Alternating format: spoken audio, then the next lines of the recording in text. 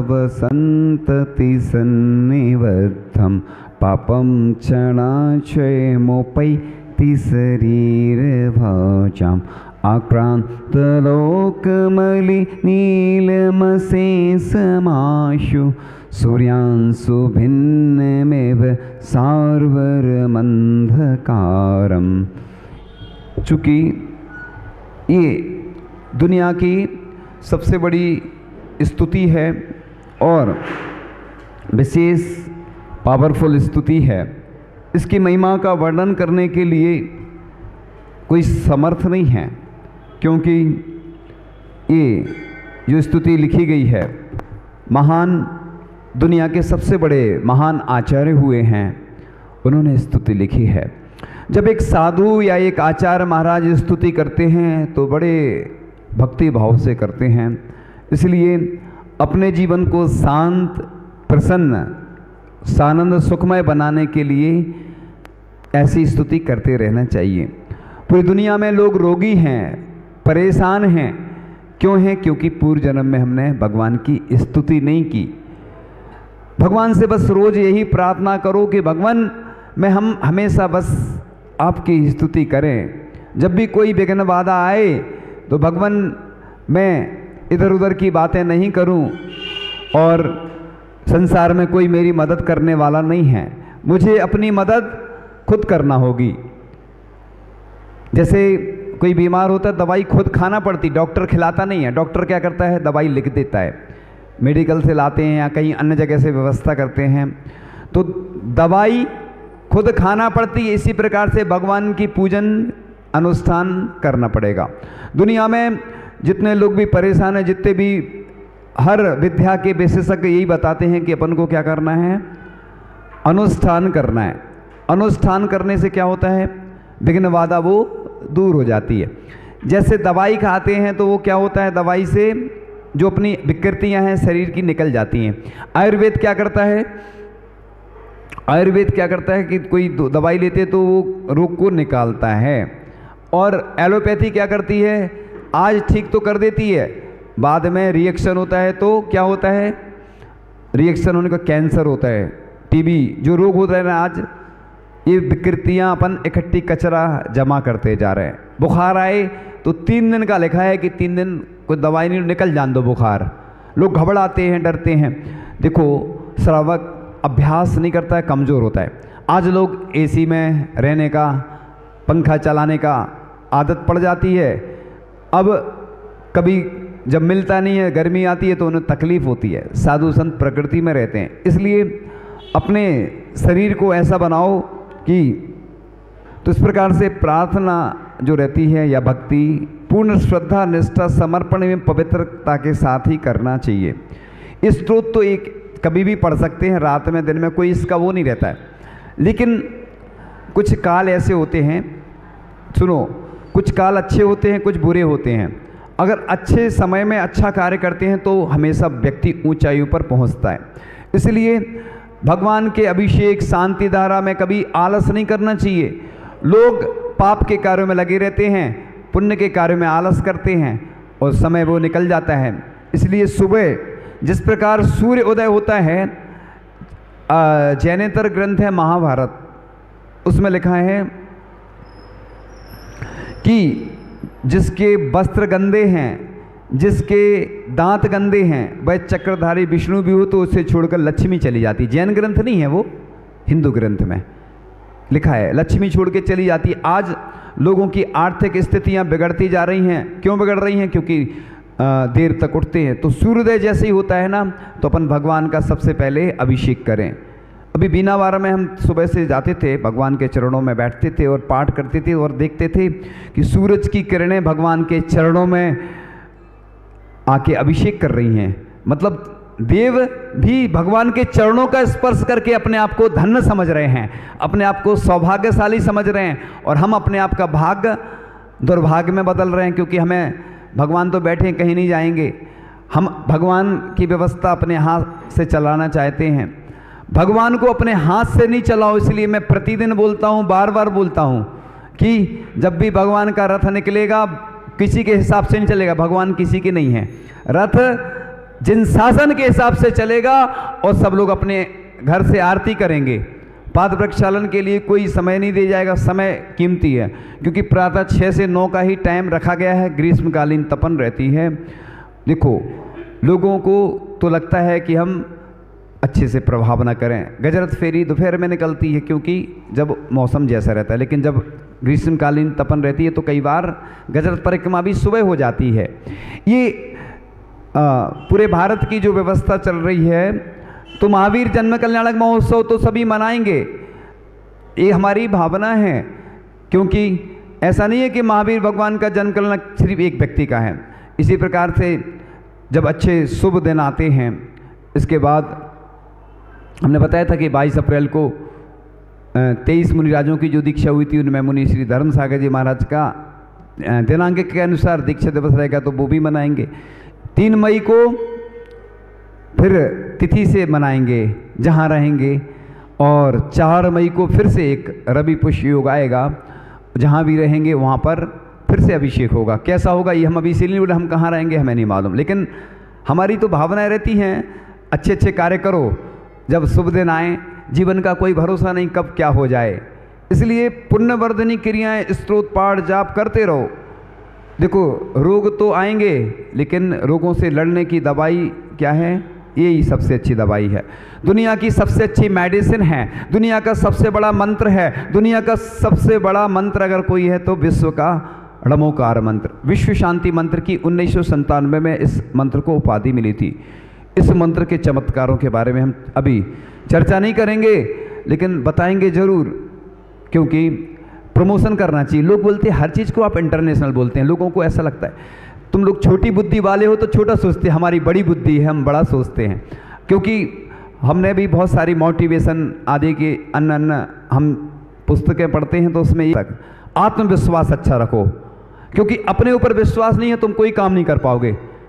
क्योंकि लोग आज डरते हैं, कपते हैं, तुम्हें डर लगा रहता है इनकम टैक्स वाले नहीं आ जाएं, या कोई ये अधिकारी नहीं जाए, ये नहीं हो जाए, डर लगा रहता है ना। हमने तो सब छोड़ दिया, जब से उतार दई चादर, हाँ चादर, कैसी चिंता काहे की फिकर। बस कर्मों से डर लगता है, उनसे भी डर नहीं, लड़ना है।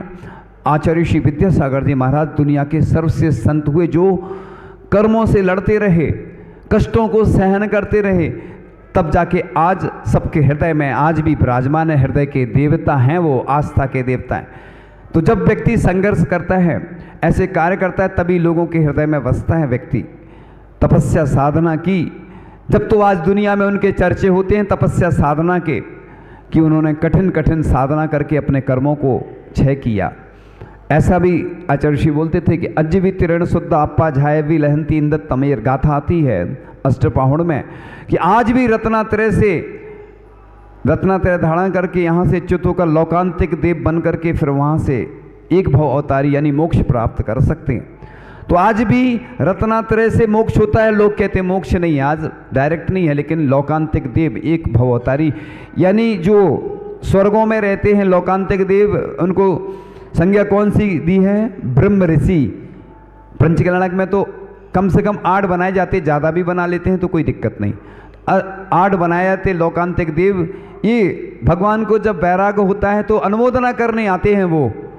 आप लोग भी जाते ना, किसी की शादी होती है तो जाते हैं, किसी और कार्य होते हैं लौकिक कार्यों में तो आप लोग बहुत बढ़ चढ़ के हिस्सा लगते, लेकिन जब अन्य अच्छे कार्य होते हैं तो उसमें भी बढ़ चढ़ के हिस्सा लेना चाहिए। क्योंकि बस प्रतिदिन यही भगवान से प्रार्थना करो। भगवान जैसे आचार्य श्री समंत्रभद्र स्वामी ने भगवान 24 तीर्थंकर भगवान की स्तुति की थी, जैसे मानुतुंग आचार्य ने भक्तांबर स्तोत्र के माध्यम से आपकी स्तुति की थी, वैसे ही मैं भी स्तुति करूं जैसे अन्य मुनि राजों ने, अन्य आचार्य महाराजों ने स्तुति लिखी हैं। हे भगवान, मैं बस जितनी स्तुतियां हैं लिखी गई हैं वो उनका अपने मुख से उच्चारण कर सकूं। भगवान, आपका गुणगान हमेशा करता रहूं। भगवान, मेरे अंदर शक्ति नहीं है, मेरे पास बुद्धि नहीं है, लेकिन भगवान भले ही भीड़ रहे नहीं रहे, लेकिन एक व्यक्ति लाखों के बराबर है। मेंटलिटी सुधारो, पॉजिटिव थिंकिंग यही कहलाती है। कोई कहता आधा गिलास भरा है, कोई कहता आधा खाली है। भीड़ तो जिंदगी भर रहना है। कभी शांति रहेगी, कभी क्रांति रहेगी। जब क्रांति रहेगी तो शांति चली जाती है, और जब शांति रहती तो दोनों चलेंगे। कभी कभी तो चतुर्थकालीन भी समय आना चाहिए कि चतुर्थकाल में प्रवचन होते थे तो कोई नहीं रहता था, 2-4 लोग रहते थे, महाराज उनको उपदेश देते, वैराग्य भी हो जाता था, कई लोग दीक्षा ही ले लेते थे। और भीड़ भाड़ में ना लोग सुनते हैं। जब भी कोई बड़े आयोजन होते हैं, हमने देखा पंचकर्णाक में पठारी में हो रहा था जन्म कल्याण के दिन, कोई जाने को तैयार नहीं। तो किसी को घर मिला हिस्से में, किसी के हिस्से में दुकान आई, मैं घर में सबसे छोटा था, मेरे हिस्से में माँ आई। तो बस अब हम तो जाने को तैयार हो गए, हमने सोचा कोई नहीं जा रहा, कोई बात नहीं, अपन ने अच्छे से प्रवचन किए। तो मौके ऐसे कब आते हैं कि पंचकर्णाक इतना बड़ा हो रहा है, भीड़ भाड़ तो बहुत रहती है, कई बार कुछ नहीं रहता है।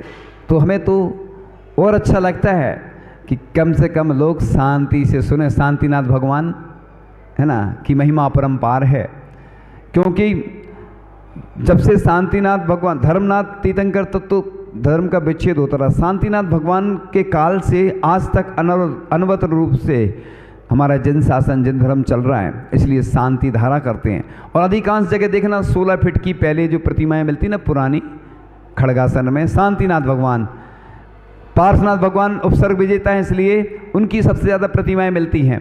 भगवान तो 24 तीर्थंकर बराबर हैं, भगवान में भेदभाव नहीं करना। लोग मंदिर में बढ़ जाते हैं, जाति में बढ़ जाते हैं, भेदभाव कर लेते हैं, ये हमारा मंदिर, ये हमारी बेदी, भगवान घर ले जाओ ना, तुम्हारे भगवान हैं तो भगवान तुम्हारे, तुमने विराजमान करे, घर ले जाओ, घर में रखना।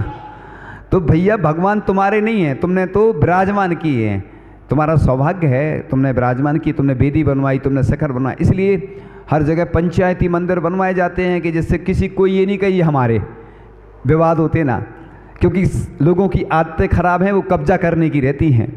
देखो अपनी प्रॉपर्टी कितनी सारी थी, जैन मंदिरों की प्रॉपर्टी इतनी सारी थी पूरे भारत में, जैन लोग सबसे धनी इसलिए माने जाते, लेकिन कब्जा होता गया। हम आपस में तालमेल नहीं होने के कारण सुरक्षा नहीं कर पा रहे। हमारे पूर्वज कितने बड़े दानी थे कि वो ज़मीन दे गए, मकान दुकान क्या क्या संपत्ति दे गए, लेकिन हम रक्षा नहीं कर पा रहे। आपस में अच्छा तालमेल नहीं होने के कारण प्रॉपर्टी सुरक्षित नहीं है। ऐसे ही हमारे युवा हैं, दिखते ही नहीं हैं। कई जगह बड़े बड़े ग्रुप बन जाते हैं पूरे भारत में, हम देखते हैं संस्थाएं बन जाती हैं, बस बनती तो बड़े उत्साह के साथ हैं, लेकिन धीरे धीरे दिखते ही नहीं लोग। बस कोई बड़े आयोजन होते हैं तो उनमें भीड़ दिख जाती है। एक जगह कलश स्थापना हो रही थी, जो कभी नहीं दिखते थे वो दिख रहे लोग, और जो बेचारे रोज आते ना, जो साधुओं की सेवा करते, उनको साइड में कर देते लोग, खुद हीरो बन जाते, उसको जीरो पे कर देते।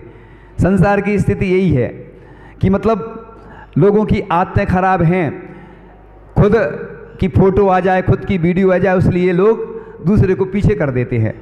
इसलिए अपन भगवान की भक्ति करते चले। तो इस प्रकार से ब्रह्म मुहूर्त में प्रातःकाल में सूर्योदय जब होता है, और उस समय सूर्योदय होता है, मतलब ये बहुत एनर्जी वाला होता है, प्रफुल्लित करने वाला। सूर्य जैसे ही उदय होता है तो कमल भी खिल जाता है। तो इसी प्रकार से सूर्योदय के समय ही अभिषेक, शांति धारा आदि करने में बहुत फायदा होता है, एनर्जी मिलती है। आप देखते होंगे भारतीय संस्कृति में सब धर्म आ जाते हैं, मुहूर्त का विशेष महत्व है। अपन अष्टमी चतुर्दशी आदि तिथि से ही मनाते हैं, तो उसमें सूर्योदय से ही गिनते ना अपन, सूर्योदय से ही काम होते, शिलान्यास होते हैं पूरे भारत में। अब आजकल भले ही कोई कुछ कर ले, वो हम बात नहीं कर रहा हूँ। तो भारतीय संस्कृति में मुहूर्त का बहुत महत्व है, और शिलान्यास आदि मुहूर्त से होते हैं। आपको एक चीज़ बता दें कि वेदी प्रतिष्ठा हो, चाहे मंदिर का शिलान्यास हो, चाहे दीक्षा हो, मुहूर्त से होती है। क्यों होती है बताओ? क्यों होती है? क्योंकि हमारा जीवन, मंदिर हमारा बन रहा है, तो स्थायी कामों में मुहूर्त दिखे जाते। जब मुहूर्त नहीं होते तो काम बंद हो जाते, और फिर गुरु मुख से निकल गया तो वो महामुहूर्त होता है। हम इसलिए महा शांति धारा करवाते, महागंधोदक, महा अनुष्ठान, पंचकर्णक होते हैं ना, तो उसको क्या बोलते हैं? महोत्सव। महा लगा दिया, महा उत्सव को महोत्सव हो गया। और एक और बार महा लगाते हैं, महा महोत्सव, मतलब 2 बार महा हो गया। इसी प्रकार से जो भी आयोजन होता है वो महोत्सव ही है, कोई अलग से कोई महोत्सव नहीं होता है। तो इस प्रकार से इससे अपन जो भी कार्य करें तो पूर्व दिशा सूर्य की दिशा कहलाती, एनर्जी देने वाली है। जैसे पूर्व दिशा में भगवान का मुख होता है ना, तो क्या होता है, अभिषेक होता है, चरणों में अभिषेक होता है भगवान का सूर्य के द्वारा। सूर्य की किरणें पड़ती हैं चरणों में या भगवान की प्रतिमा में। ऐसी उत्तर दिशा किसकी मानी जाती है, कुबेर की। और शायद सुनते हैं, पढ़ा है कि विदेश क्षेत्र में शायद उत्तर दिशा में होता है मुख। क्या है, कुछ चीज़ें हम पढ़ते तो रहते, याद नहीं रहती, कंफर्म नहीं रहता, थोड़ा सा पढ़ा था ऐसा संभावित।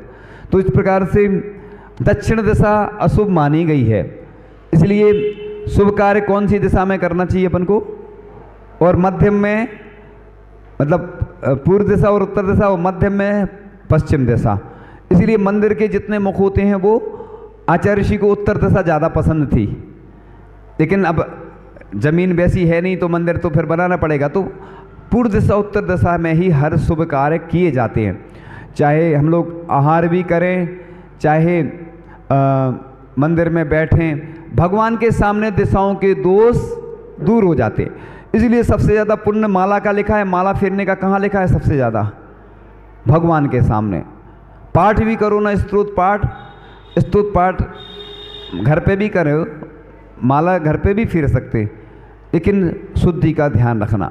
मंदिर में भी गृहस्थों के लिए इसलिए बोला गया है कि शुद्ध स्नान करके शुद्ध वस्त्र पहन के आना चाहिए, क्योंकि माली भी है ना, या जो भी मंदिर में प्रवेश करता उसको भी बोला करो कि शुद्ध स्नान करके आओ, क्योंकि ब्रह्मचारी सदा शुचि, ब्रह्मचारी तो शुद्ध रहते हैं, लेकिन गृहस्थों के लिए, हाँ बच्चों के लिए चलो छूट है, लेकिन वैसे नहीं करो प्रवेश तो अच्छा है, क्योंकि ऊपरी बाधाएं हो सकती हैं।